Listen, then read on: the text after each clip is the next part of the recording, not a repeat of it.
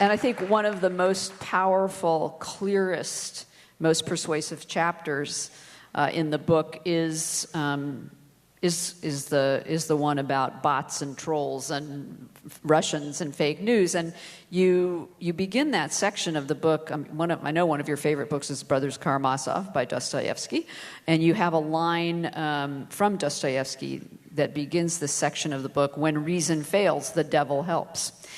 And then, of course, you do talk about trolls, bots, fake news, conspiracy theories, and my favorite term, from Russia with no love.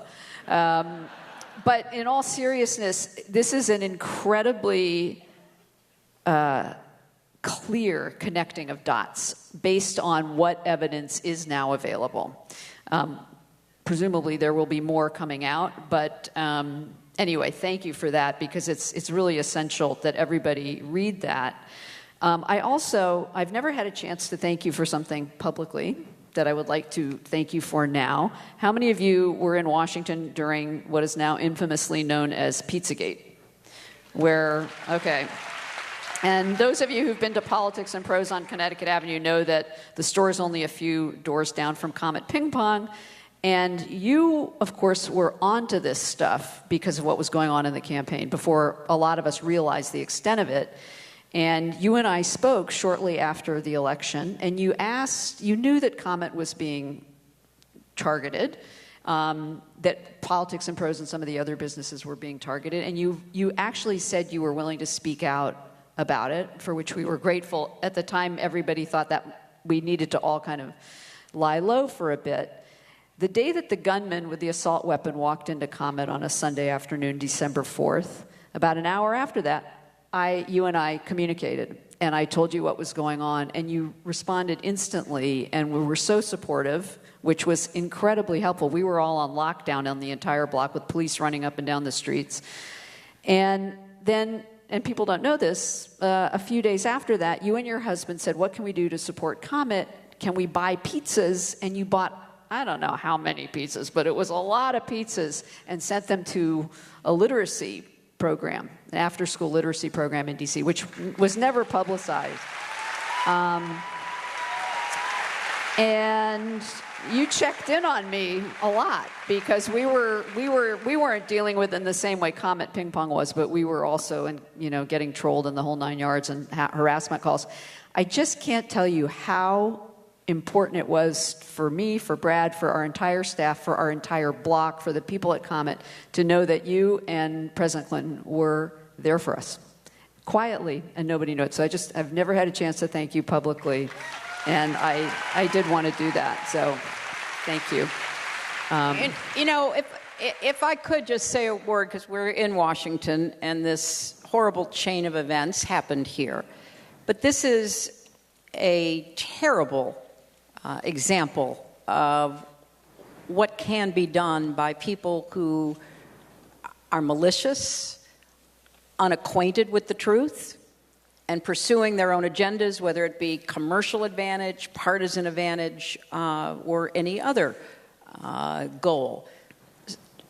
For those of you who don't follow it or may not remember it, when John Podesta's emails were stolen, I hate the word hacked, they were stolen. They were stolen by the Russians.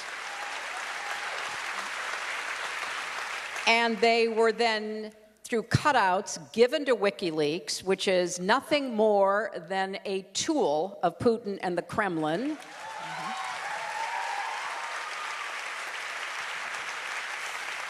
And certainly people associated with Trump knew about it, because in August, Roger Stone was tweeting about how John Podesta would find himself, in the barrel some point ahead. So on October 7th, one of the more infamous days in the campaign, the day started with the Director of Homeland Security, the Secretary, Jay Johnson, the Director of National Intelligence, Jim Clapper, saying that with high confidence they knew the Russians had been behind those hacks, those thefts of emails. That happened in the morning. Then the Hollywood Access tape broke a few hours later, And within 1 hour, such an amazing coincidence, WikiLeaks dumped all of John Podesta's personal emails. Now, if you read those emails, I think it's a little embarrassing to admit they're very anodyne, even boring. But because they were, the way that the Russians and their allies, whoever they turn out to be, were able to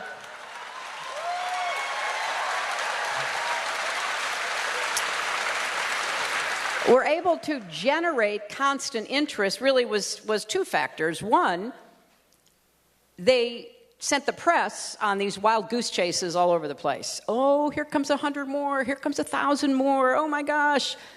And then, of course, the other was that they created the illusion of transparency.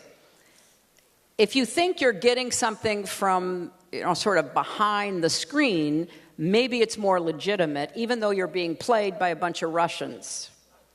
And the psychology of it was brilliant. And of course, it's part of the Russian propaganda effort, something called active measures, which they've used in many other settings, not just in our election.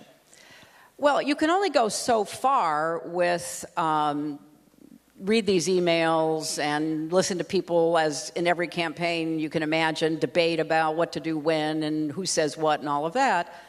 So they had to be weaponized. They had to have elements plucked out and perverted in a way that would be hard to imagine, and then sent back out into the cyber virtual world. So in one of the emails, John Podesta is talking about pizza. He's Italian and Greek, And a very good cook. And a very good cook. And yeah, his risotto recipe is still there if you want to see it. And I'm sure there's something very nefarious about that risotto recipe. So all of a sudden, John's writing about pizza, and one of these really, I consider, evil people in the media world and in the online world, out of whole cloth, make up this story that John Podesta and I are running a child trafficking ring in the basement of the Comet Pizza parlor. By the way, there is no basement. Yeah, there is no basement. Now, you would think people would be laughing like crazy, shaking their heads, but if you migrate that crazy story to Facebook posts, to news outlets, there are people who will believe that, including this very unfortunate young man in North Carolina who believed it. It was meant to be believed to influence voting. Even I have to say I don't believe it was meant to be believed to influence somebody to pick up an AR-15 and drive from North Carolina to Washington to liberate the imaginary children from the imaginary basement of the pizza parlor. But in came this young man believing that he was on a mission because he saw it on Facebook. He saw it in other places online. He saw it in, quote, news outlets. And so he was there on a mission of rescue. People could have gotten killed. He shot his automatic weapon off inside this pizza parlor. The street where Politics and Prose is was shut down. There was an active crime scene because people who cared more about weaponizing information, making negative stories up, than the truth, than facts, or even public safety, and certainly any concern about children was non-existent. They were determined to stimulate, to propagate the attitudes that would grab some people in some states, some congressional districts, some towns and counties, so that they would be saying, well, gosh, if Hillary Clinton and her campaign chairman are doing something like that, they should go to jail. I can't vote for that. That's the worst example, but there are so many other examples that were the same pattern, from stealing to giving to WikiLeaks to propagating to weaponizing into somebody's Google chain, into somebody's Facebook post. And I think it's one of the most serious challenges we face going forward in politics, not just at the presidential level, but up and down, because if we don't get a handle on information that is not just controversial, protected by the First Amendment, but aimed at spreading lies to the extent that they can cause behavior like we saw in this terrible instance, it will not stop.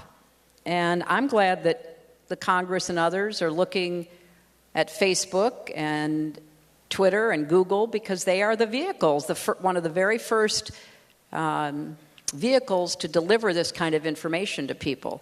But I was just terrified for Lissa and Brad and all their employees and everybody on that street, because I could see what the trafficking of that absolutely horrible information was meant to do, and it got out of hand, and we were just fortunate that nobody was injured. And it keeps going. But the consolation, and there is consolation, is that the outpouring of support from our community was unbelievable for Comet, for Politics and Prose.